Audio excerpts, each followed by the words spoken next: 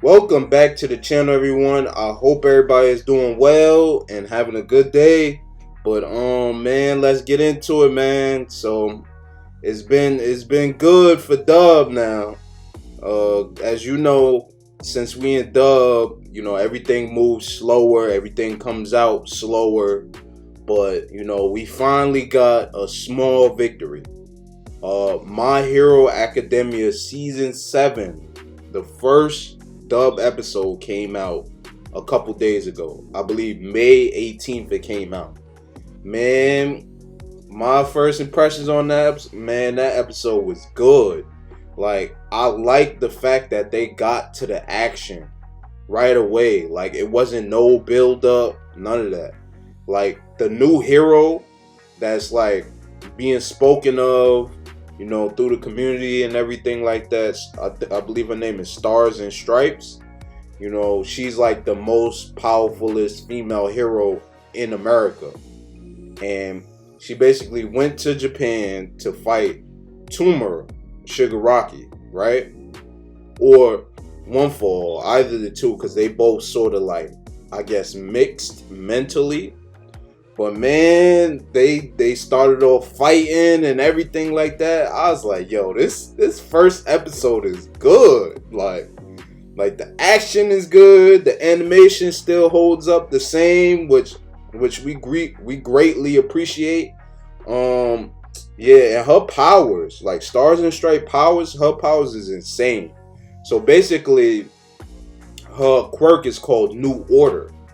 And what she has to do is she has to touch a person or thing and say the name in order to manipulate. And basically, she gets to her powers is like omnipotent, basically. So once she touches you and says the name, says your name or whatever, she can basically make your heart stop. Or whatever she wants to happen to you will happen. So if she touches your name and says your name, and let's say after she says your name, she'd be like, okay, if you breathe one more time, your lungs will stop working. And that's exactly what will happen. Like, in the first episode, like I was like, this is strange. Her power, like, she basically, they was in the air, right, fighting.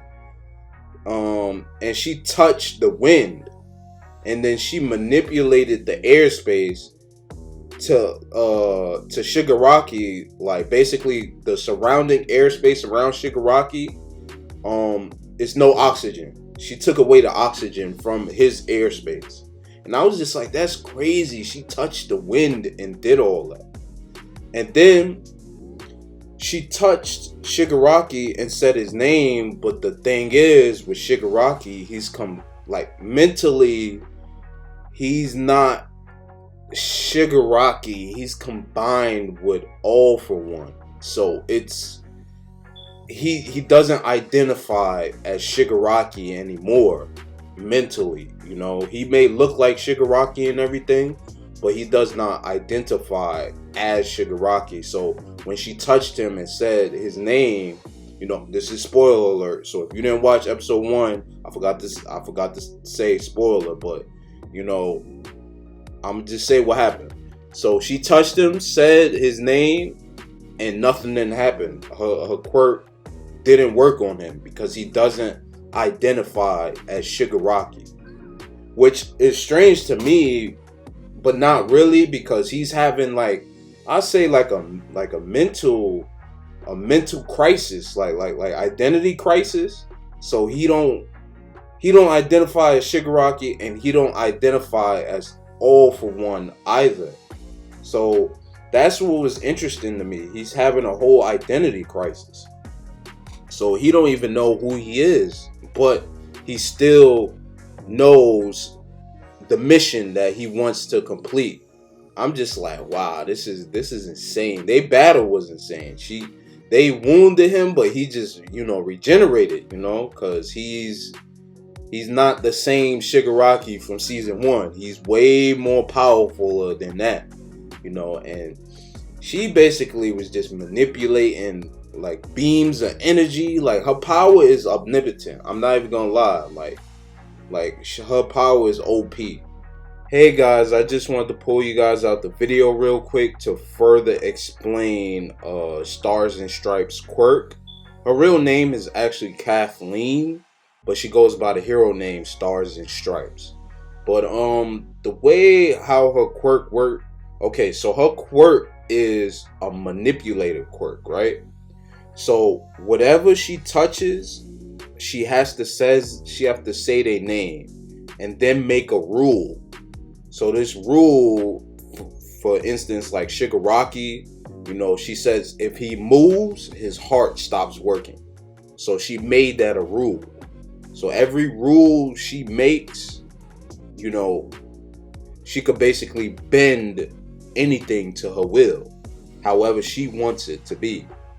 But her quirk has weaknesses, as we seen in the show. If she touches a target, right, like Shigaraki, and she says his name, but he doesn't identify as that person she perceives him to be, then her quirk is voided. So if, for instance, like he doesn't identify as Shigaraki or All For One, so he doesn't have a sense of self, and her understanding doesn't align with his sense of self, which he doesn't have, and so that's why her quirk is voided, because her perception of him doesn't align with his sense of self, if that makes sense. I hope I explained it properly. And then another one of her weaknesses in her quirk is she can't set too many rules. I think her rules is set to I think her limit is 3 or something like that. So if she says, oh, I want this person's heart to stop working, or I want this person's lungs to stop working for her second rule, and then her third rule is I want this person to go blind, right? So since she's at her limit, one of the rules have to disengage. So the very first rule she made, which is the heart stop working, is voided. So that person is good. Her quirk stopped working on that person because she set too many rules. Like I said, I think her limit is 3 rules or something like that. But yeah, that's basically how her quirk sort of works. And also, like I said, she's also using her quirk on her body to make herself look like All Might, and sort of, I think, have the strength of All Might too, or close to All Might's strength. I don't think she's completely stronger than All Might. No, I don't think so. His quirk is too OP in power. Her quirk, she sort of is close to All Might in strength, but not really. But yeah, hopefully I explained it very well, so y'all can understand it. But just in case, if I missed anything, or y'all still sort of having a hard time trying to understand her quirk, it's this page. I will post an image of the article that I'm reading about her quirk.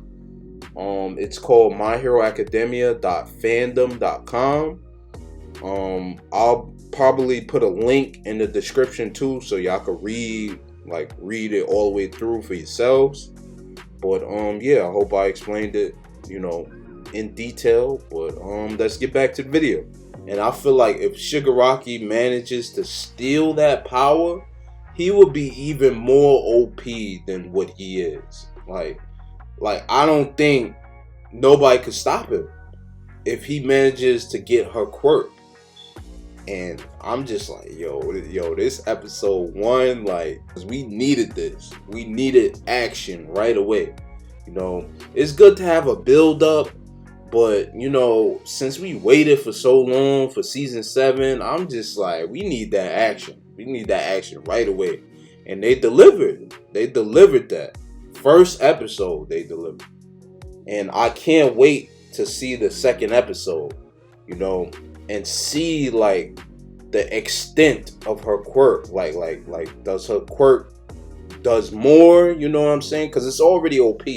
She touches targets, says their names, and say whatever she wants to do. So if, let's say, like for instance, even though I already sort of explained it, but she could basically just touch anything and manipulate anything. Like, that is omnipotent, as they would say in like DC or Marvel. Omnipotent. Omnipotent means like an abundance of power, godlike power. That's basically what she has. Like, I ain't gonna lie, like her power is I ain't gonna lie, it's looking like it's better than One for All. Cause you could literally, and then she even manipulated her own body too. She made herself bulk up to sort of resemble All Might. Her quirk is like still activated on herself. So she's all ripped and stuff like that because of her quirk. But yeah, like honestly, if I had to choose between quirks, I would want her quirk. Cause her quirk is like OD. But yeah, like the first episode, like if I had to rate this first episode, I'd probably give it a 10 out of 10. It was good. Like, it was good. It was fast paced. You know, they didn't beat around the bush. They got right to it. And then the animation, like I said before, still holds up. It's still good. Same like the other seasons. Like, they didn't change like the anime style, which I'm thankful for that, because this anime style fits perfect with this anime. So I don't think they should be changing anything doing with the animation. But yeah, I give this episode a 10 out of 10, and I cannot wait for the second episode. But anyway, yeah, I give this episode a 10 out of 10. And, you know, based on that, you know, we got other reviews on this channel, and you're welcome to take a look at those reviews. And by watching those reviews, you can go take a look at those animes. We also have reactions on this channel. You can go take a look at those as well.